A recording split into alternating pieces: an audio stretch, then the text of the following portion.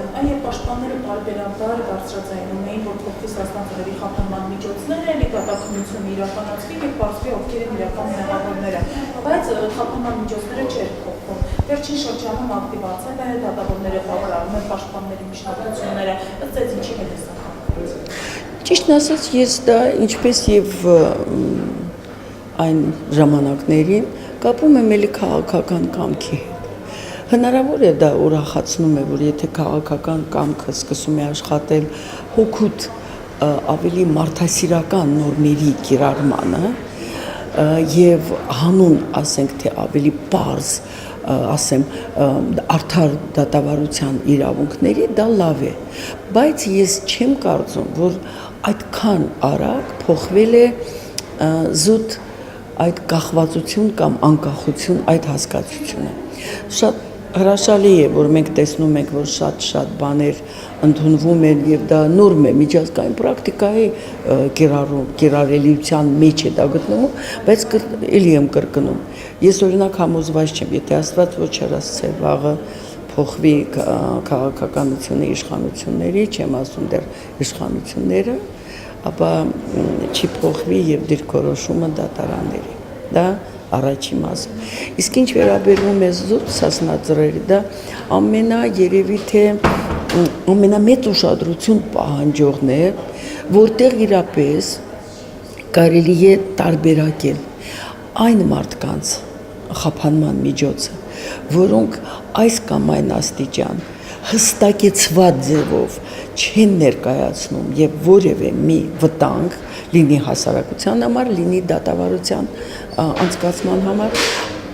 եւ նրանք, ովքեր օրինակ է համարում, այդպես էլ մնում են այն կարծիքի, որ միայն զինված պայքարն է, որ կարող է բերել հաջողությունների։ Ես դա վտանգավոր եմ գտնում եւ ահա այս նոր իրողությունների մեջ երկու առումով, առաջինը փորձը ցույց տվեց, տարբեր կամ մոտեցումներ կան, բայց այս փորձը առնվազն ցույց է տալիս, որ խաղաղ միջոցները եւ ավելի ընդունելի են լայն հասարակության համար եւ ավելի ընկալելի են եւ ավելի անվտանգ են լինի դա պետական անվտանգության, ազգային անվտանգության, թե հասարակության թե մարդու անվտանգության։ Եվ եթե մենք հստակ չձևակերպենք, որ ինչպես որ իդեպ վարչապետն է ասել, մենք այլևս պետք է վերջ դնենք որևէ ձևով արծածելու անգամ այն կարգախոսները, որոնք որ կոչ են անում մի ուժով կամ հենց զինված պայքարով հասնել մեր բոլորիս կարծես թե իղձած նպատակներին։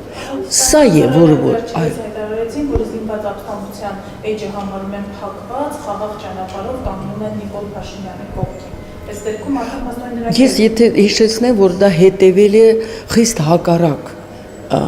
բնութագրող, խիստ հակառակ տեքստին, որտեղ որ ասվել է, որ ոչ, հեղափոխություն չէ սա, մինչև արյուն չի թափվում, հեղափոխություն չի լինում, եւ դրանից հետո հետևել է ահա այդ հայտարարությունը։